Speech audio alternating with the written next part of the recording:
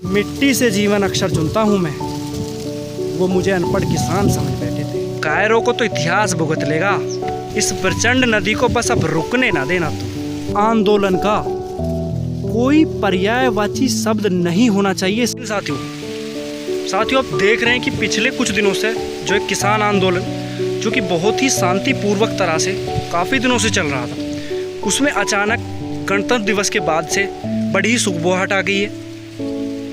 वो एक ज्वलंत बन चुका है, उस पर तरह तरह के बिंदु उभर के सामने आ रहे हैं। हालांकि उन सभी को बात करना बड़ा एक व्यापक परिप्रेक्ष्य की बात हो जाएगी। मैं कुछ जो बेसिक सी चीज़ें हैं, जो मूलभूत बातें हैं, उन पे मैं आपसे कुछ बातें करने जा रहा हूँ। यह कड़ा निंदा का और घोर अपमान का विषय है कि कुछ निहित कुस्वार्थियों के द्वारा हमारे प्राणप्रिय भारत के तिरंगे को धुतकार कर एक अन्य ध्वज स्थापित किया गया। कि मैं उस बहस पर नहीं जा रहा हूं कि उसे लगाने वाले का, उन लोगों का अपना निहित कुस्वार्थ क्या था।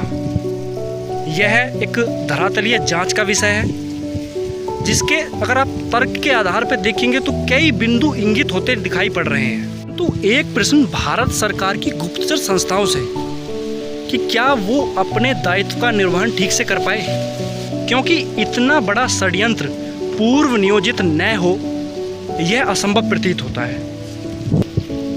देखो, किसान के हालात किसी से भी छिपे नहीं हैं। वो कारण अलग है कि आप उसकी उपेक्षा करते हो।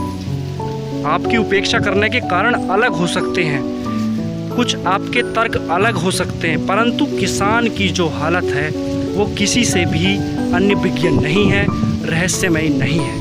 वो सार्वभौमिक सत्य है, सबको पता है उसके बारे में, सब उसको जानते हैं, भली भांति जानते हैं। स्वातंत्र्य समर में सभी शोषितों ने अपने शोषण का अंत स्वतंत्रता के रूप में जाना था और स्वाधीनता के लिए ही क्रांति ज्योत प्रज्वलित हुई थी।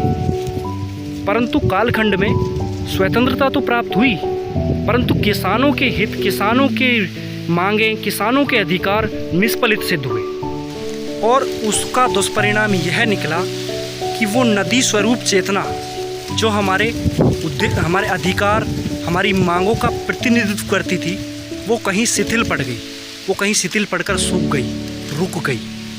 उसमें वो वेग ही पुनर्जीवित न हो पाया जो उसे दिशा देता, गति देता।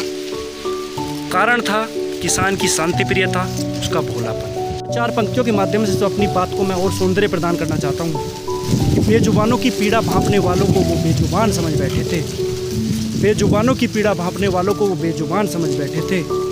धैर्य को मेरे वो खुला आसमान समझ बैठे थे।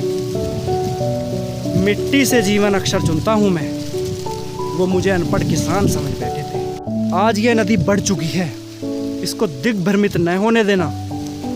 जब तक कि यह समृद्ध किसान रूपी सागर तक पहुंच ना पाए, उसमें जाके ना मिल जाए, तब तक इसे गति रुकने ही नहीं चाहिए इसकी। हाँ भाई, देखो एक बात तो स्पष्ट कर लो, इस आंदोलन का कोई पर्यायवाची शब्द नहीं होना चाहिए सिवाय किसान शब्द के, तभी यह प्रभावशाली सिद्ध हो पाए। अन्यथा इसमें भ्रम पैदा हो जाएंगे, ये गुमराह हो जाएगा, ये भ्रमित हो जाएगा। साथियों, इसी के साथ अपनी 2 पंक्तियां बोलकर मैं अपनी बात को विराम देना चाहता हूं कि जुड़ी है तिल तिल, इसको बिखरने ना देना तुम। कायरों को तो इतिहास भुगत लेगा, इस प्रचंड नदी को बस अब रुकने ना देना तुम। जय हिंद साथियों, जय भारत।